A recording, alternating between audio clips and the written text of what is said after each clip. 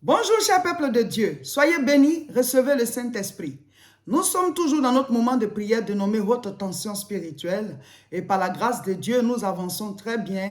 Aujourd'hui, lundi 14 novembre 2022, notre sujet de prière c'est Seigneur, révèle-moi les ennemis intérieurs de ma vie spirituelle.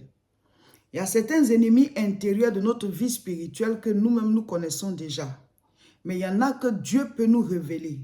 C'est-à-dire que quand on dit ennemi intérieur, ça ne dépend pas de quelqu'un autour de toi ou bien des situations autour de toi. C'est en toi-même. C'est-à-dire c'est au niveau de toi-même. Des ennemis qui s'opposent à ta marche avec Dieu, à ta vie spirituelle. Voilà. Ça peut être le péché. Tu as en toi des vices. Il y a des choses que tu aimes et qui empêchent la parole que tu as reçue de grandir. Il y a des choses qui t'attachent, voilà, à certaines situations de péché.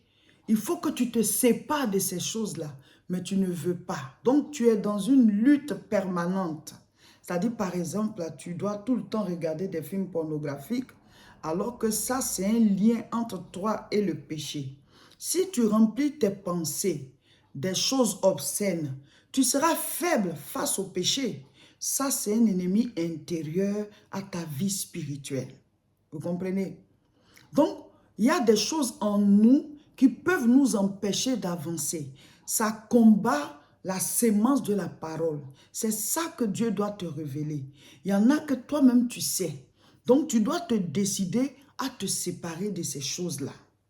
Et puis, ce que tu ne sais pas, dans le sujet de prière d'aujourd'hui, c'est pour que Dieu puisse te mettre voilà, le doigt là-dessus pour dire ça, c'est pas toi de ça. Ça, c'est pas toi de ça. Il y a des choses, par exemple, qui sont en train de te détruire à petit feu.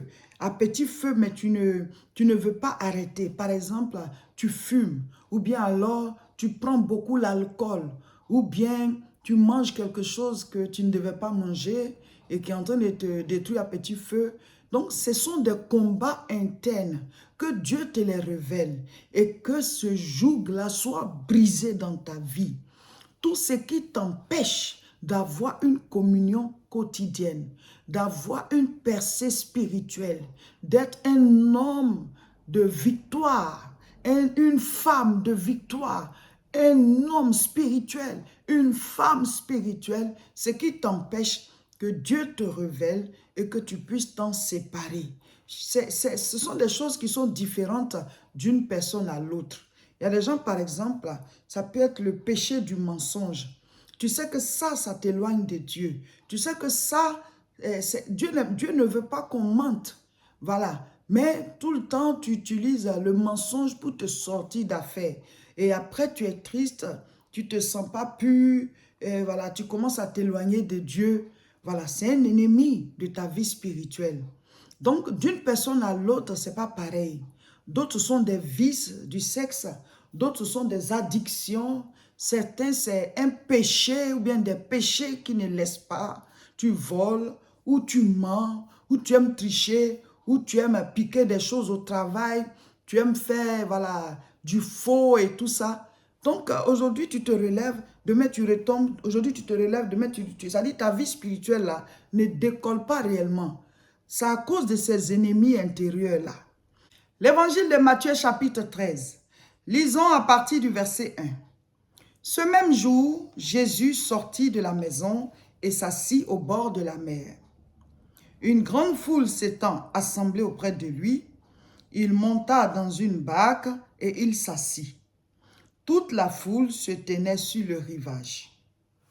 Il leur parla en parabole sur beaucoup de choses et il dit, « Un semeur sortit pour s'aimer. Comme il semait, une partie de la semence tomba le long du chemin. Les oiseaux vinrent et la mangèrent. Une autre partie tomba dans les endroits pierreux, où elle n'avait pas beaucoup de terre. Elle leva aussitôt, parce qu'elle ne trouva pas un sol profond. Mais quand le soleil parut, elle fut brûlée et sécha faute de racines.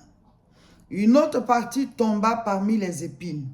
Les épines montèrent et l'étouffèrent. Une autre partie tomba dans la bonne terre. Elle donna du fruit, un grain 100, un autre 60, un autre 30. Que celui qui a des oreilles pour entendre, entende. Le Seigneur Jésus-Christ nous parle d'une parabole. Il dit qu'un semeur est sorti pour s'aimer. Il a jeté des graines. Une partie est tombée au bord du chemin. Les oiseaux l'ont mangée en même temps. Une autre partie est tombée dans un endroit pierreux. C'est-à-dire qu'en dessous, il y a les pierres, mais il y avait un peu de terre. Donc, c'est comme si c'était une bonne terre. Donc, en même temps, ça a poussé, ça a germé, la plante est sortie. Mais ce n'était pas une bonne terre parce qu'il y avait des pierres en dessous. Donc, la plante n'a pas pu bien s'enraciner. Elle a juste grimpé, mais après, le soleil est sorti et ça a séché. Et il dit, une autre partie est tombée dans un endroit où il y avait des épines. Donc, les épines ont commencé à étouffer la plante qui avait germé et elle n'a pas pu grandir, elle est morte. Et maintenant, il y a une dernière partie qui est tombée dans une bonne terre. Ça a poussé et ça a produit, voilà, à plusieurs niveaux. Alors, c'est une parabole. Nous disons qu'aujourd'hui, lundi 14 novembre 2022, notre sujet de prière, c'est « Seigneur, révèle-moi les ennemis intérieurs à ma vie spirituelle. » Seigneur, révèle-moi les ennemis intérieurs à ma vie spirituelle. Quels sont les ennemis intérieurs? C'est-à-dire quoi? Qu'est-ce qui t'empêche au niveau de toi-même d'être un homme spirituel, d'être une femme spirituelle? Ça ne dépend même pas encore de quelqu'un, mais par rapport à toi-même. Il y a des gens qui écoutent la parole de Dieu, mais automatiquement, voilà, ça ne reste pas. Parce qu'il y a tellement de théories dans leur tête. Donc, c'est comme si les oiseaux picoraient ces semences-là. Donc, leur ennemi intérieur, c'est le doute, le raisonnement, voilà, la manière de penser, les hauteurs qui s'élèvent contre la connaissance de Dieu. Mon frère, ma soeur, Dieu existe. Jésus a parlé en parabole au peuple, mais autour de nous, il y a des paraboles. La Bible dit Dieu, par sa création, nous savons déjà qu'il existe. Dieu se manifeste, on constate l'existence de Dieu par sa création. Quand tu regardes autour de toi, le ciel, la terre, le soleil, la lune, l'air même qu'on respire, la lumière, l'eau qu'on boit, le sable, les plantes, les animaux, Dieu existe. Donc tout ça nous parle en parabole. Que celui qui a des oreilles entende et que celui qui a des yeux voit et que son cœur puisse se convaincre que Dieu existe et qu'on doit lui ouvrir nos cœurs pour pouvoir l'accepter et vivre et marcher en fonction de sa parole. Alléluia. Donc, en tant que chrétien, nous sommes en haute tension spirituelle que chacun de nous demande à Dieu. Quels sont les ennemis intérieurs qui empêchent la vie chrétienne de croître en moi, qui empêchent ma relation avec Dieu? Peut-être que pour toi, c'est la paresse. Peut-être que pour toi, c'est la procrastination. C'est-à-dire, tu es là, tu remets toujours à demain, tu remets toujours à demain. Relève-toi, mon frère, ma soeur. Prends courage, lève-toi, bats-toi. Le temps qui est passé ne revient plus. Et chaque temps qui est là, nous devons poser des actes. Et le temps va passer, mais les résultats de ces actes vont rester. On ne peut pas agir que physiquement. Parce qu'il y a des paramètres spirituels qui s'opposent aux actes physiques que nous posons. Donc nous devons prier et agir.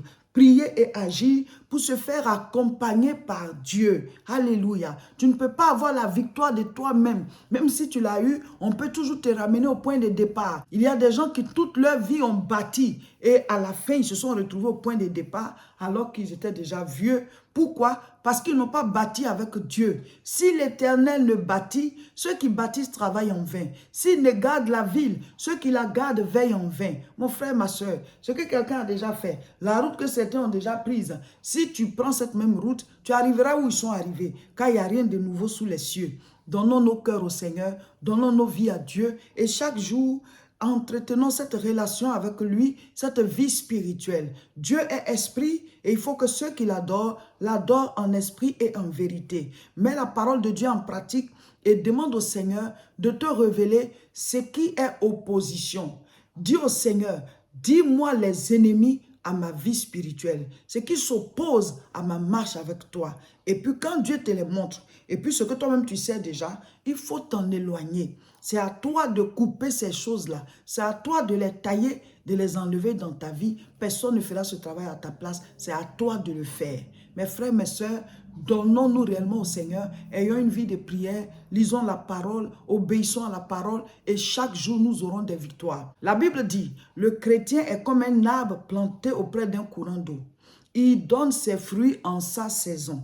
En chaque saison, tu vas produire. Si c'est le temps de ceci, tu vas l'avoir. Si c'est le temps de telle chose, tu vas l'avoir. Pourquoi? Parce que tu es planté auprès d'un courant d'eau.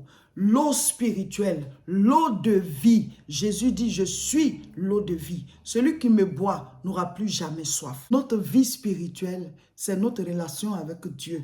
Alors que cette terre-là, on est là pour un temps, on est étranger et voyageur. Mais quand on part, c'est éternel. Les morts sont morts à jamais. Et même si on n'est pas mort et qu'un jour Christ vient, on monte, c'est pour toujours, c'est éternel.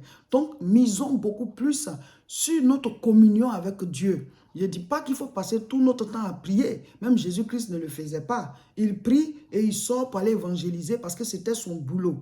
Donc, nous prions et nous sortons, nous agissons. Nous prions et nous agissons. Mais il faut que tu pries, il faut que tu lises la parole et nous agissons, nous devons agir en fonction des lois de notre Dieu.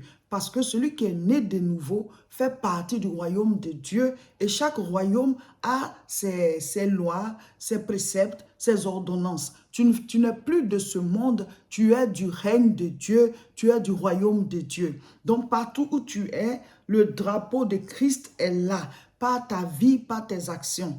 Grandissons dans la foi. Mes frères, mes sœurs, nous sommes en haute tension spirituelle. Bâtis ta foi. Et la dernière terre qui est une bonne terre, elle a reçu la sémence et il y a eu plusieurs niveaux de production. C'est-à-dire quoi? Quand Jésus-Christ entre dans ta vie, tu vas produire dans tous les domaines. Même si ce n'est pas au même niveau, mais tu vas prospérer, tu vas avancer. Un grain 100, un grain 60, un grain 30. Amen. Donc, chacun de vous doit faire son programme de prière. On a déjà mis la fiche de prière en ligne pour la 3e semaine. Il faut la prendre et chaque jour, vos 10 sujets de prière, on vous a dit de faire une liste de 10 sujets. Vous ajoutez le sujet que nous on a donné, ça vous fait 11 sujets.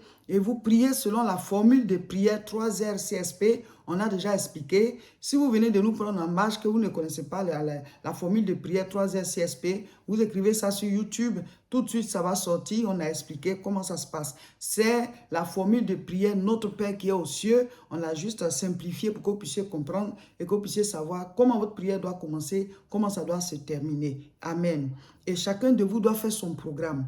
Vous devez définir un temps de prière dans la journée. Ça peut être le matin au réveil, ça peut être au cours de la journée parce qu'on n'a pas les mêmes activités. Dieu ne te stresse pas, mais tu sais que tu as besoin d'être en contact avec lui. Donc, c'est toi qui gères à quel moment je peux prier. Voilà, entre 30 et 45 minutes, tout au plus 1 heure du temps. Et puis, dans la soirée aussi, peut-être avant de te coucher, ou alors la nuit, tu te lèves, tu dois prier, mais dans les 24 heures, tu dois faire 2 séances de prière.